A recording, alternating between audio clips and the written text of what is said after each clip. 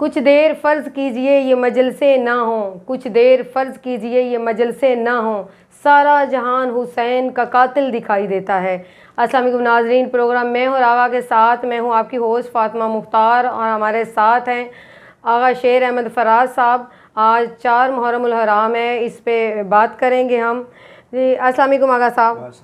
اور ایک واقعہ جو ہے وہ سوشل میڈیا پہ، سعودی شہزادے جو ہیں وہ گاڑیاں بالکل رسول اللہ کے جو روزہ مبارک ہے اس کے بالکل ساتھ جا کے انہوں نے لگا دی ہیں۔ شاید ایسا پہلے بھی کوئی تاریخ میں واقعہ ہو چکا ہے، یہ وہی رپیٹ ہوا ہے، یہ بھی سواری تھی وہ بھی سواری تھی۔ آپ اس حوالے سے کیا کہیں گے؟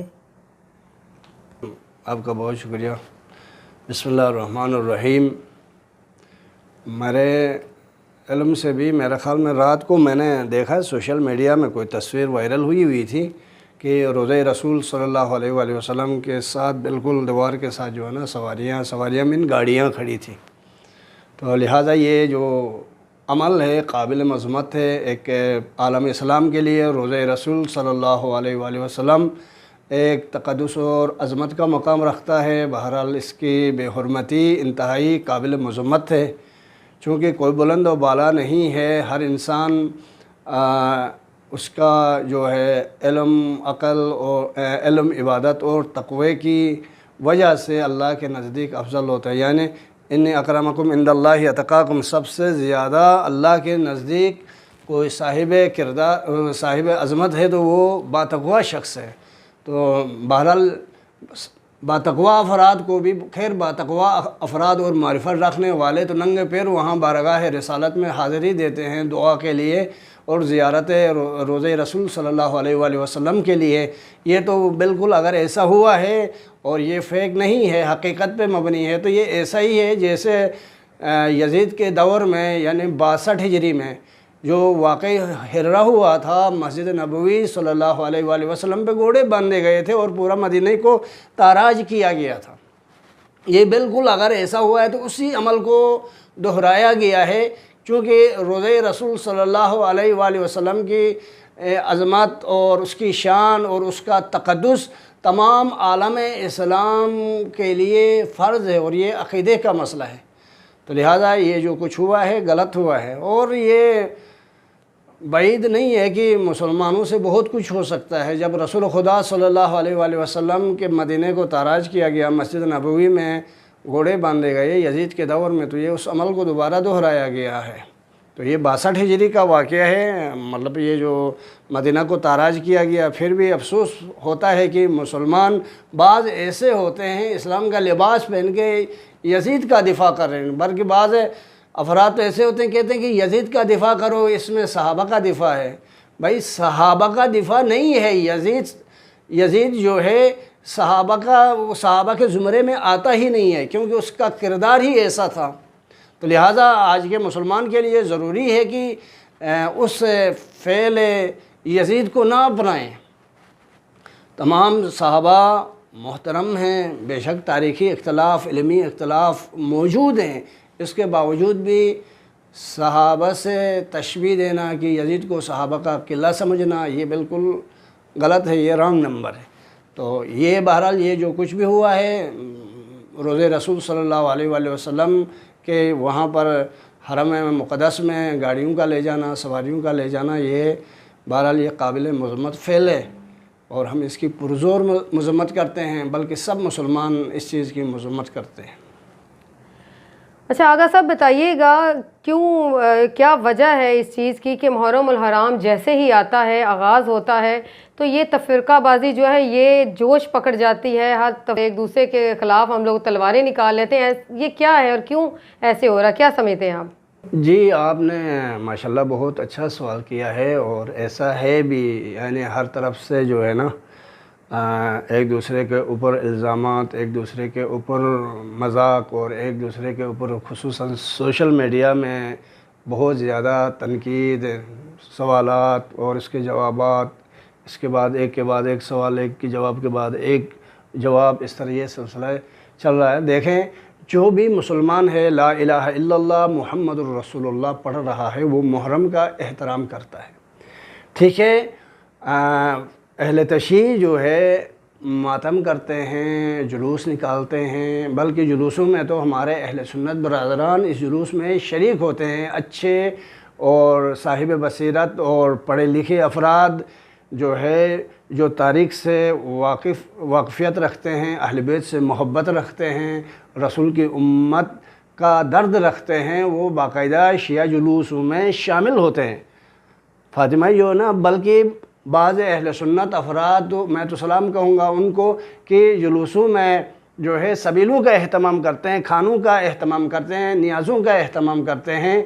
और इधर लाहौर में भी काफ़ी मकामात ऐसे हैं जहाँ पर अहले सुन्नत बरादरान सबीलें लगाते हैं, जहाँ से जुलूस गुजरता है वहाँ पर नियाज़ तकसीम करते हैं। और उधर आप गिलगित बल्तिस्तान के इलाके में चले जाएँ, वहाँ पर बाज़ ऐसे मकामात हैं वहाँ पर अहले सुन्नत बरादरान सबीलों का अहतमाम करते हैं। और अहले सुन्नत के बाज़ मुतदय्यिन अफराद जो इल्मी लिहाज से और इसके बाद जिनको रसूल सल्लल्लाहु अलैहि वसल्लम और उनकी आल से मोहब्बत है, वो बाकायदा जुलूसों में उलमा से मुलाकातें करते हैं, जुलूसों में शिरकत करते हैं और मजालिस में आकर बैठते हैं। कल भी मैं देख रहा था कि सोशल मीडिया के ज़रिए पता चला कि वहाँ हमारे बहुत बड़े जो ना सियासी कद काट के शख्सियत हैं, अमजद साहब जो है हमारे अहले सुन्नत के जो ना हैं, अहले सुन्नत से ताल्लुक़ है, वो शिया मजालिस में जाते हैं, उलमा से जो है ना मुलाकातें करते थे। और ये खुशी है। मुहर्रम देखें सिर्फ शियों का नहीं है।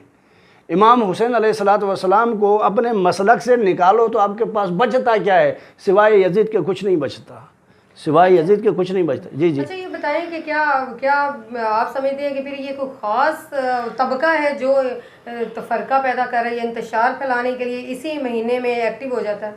तो बिल्कुल बिल्कुल ऐसा ही है जैसे कुछ शरपसंद अनासर होते हैं। और यहाँ पर मैं आपके तवस्सुत से, आपके चैनल के तवस्सुत से जहाँ अहले सुन्नत उलमा को, अवाम को दावत दूंगा कि नवासे रसूल सल्लल्लाहु अलैहि वसल्लम के अयाम गम में आप जिस अंदाज से गम मनाना चाहते हैं, ताज़ियत करना चाहते हैं, आप आके कर लें, आप आके बैठें, मजालिस सुनें। और हमारे शिया उलमा ज़ाकिरीन जो खिताबात कर रहे हैं इस वक्त अयाम अज़ा से, उनकी खिदमत में भी गुजारिश करूँगा कि मुक़द्दसात की तौहीन न करें, बिलखुसूस अहले सुन्नत मुक़द्दसात की तौहीन न करें, क्योंकि ये हमारे मराजे का फ़तवा है। मैं किसी अहले सुन्नत को खुश करने के लिए नहीं कर रहा हूँ, बल्कि या जो ना किसी और वजह से नहीं कर रहा हूँ। ये हमारे मराजे का फ़तवा है कि अहले सुन्नत के मुक़द्दसात की तौहीन करना, अहानत करना हराम कहा गया है। जब हुक्म यानी हमारे यहाँ जो मुजतहिद का मकाम है, जैसे अहले सुन्नत के यहाँ इमाम अबू हनीफ़ा का है, इमाम मालिक का, इमाम शाफ़ी का है, हमारे पास जो मौजूदा मुजतहिद का मकाम है वो उतना ही मकाम है जितना अहले सुन्नत के यहाँ इमाम अबू हनीफ़ा का मकाम है। तो हमारे इतने बड़े मराजे आयतुल्लाह उज़्मा और मुजतहिदीन ने फतवा दिए हैं कि अहले सुन्नत की मुक़द्दसात की तौहीन करना हराम है, तो आपको क्या तकलीफ़ है? न करें तौहीन। अगर कोई करता है तो ये मज़हब तशय्युअ का फ़ेल नहीं है, ये उसका इनफरादी अमल है, वरना तो हुसैन सबका है। बल्कि मैं यहाँ पर ये जुमला कहूँगा, हुसैन हर उसका है जिस दिल में यजीद नहीं है। जिस दिल में यजीद हो वहाँ पर हुसैन नहीं हो सकता। आपने बताया चंद शरपसंद हैं ऐसे। आपको पता है कुछ साल पहले कराची में यजीद जिंदाबाद के जो है ना नारे लगे थे, तो ऐसे शरपसंद हर इलाके में, हर मुल्क में, हर वक्त में मौजूद होते हैं। बहरहाल ये मुट्ठी भर हैं, थोड़े हैं। माशाल्लाह कल अकील उल गरवी साहब कराची में खिताब कर रहे थे, बहुत बड़े आलिम दीन, आपने नाम सुना होगा मौलाना अशरफ अली थानवी, पाक व हिंद की बहुत मारूफ शख्सियत गुजरी है, देवबंदी मकतब से हैं। उनके पोते वहाँ पर मजलिस में तशरीफ़ फरमा थे, ज़िक्र अहले बैत सुन रहे थे। बड़े उलमा का ये किरदार होता है। सिवाय चंद शरपसंद मुल्लाओं के, चाहे वो शियों में हो चाहे वो सुन्नियों में हो, वो शर फैलाते हैं। देखें, एक जुमला कहूँ आपकी खिदमत में कि हमेशा शोला बयानी से काम न लें। मुँह से कहते हैं ना कि फ़लाँ मुकर्रिर शोला बयां है, जब मुँह से शोला निकलेगा तो जाहिर बात है शोला आगे आग लगाएगा।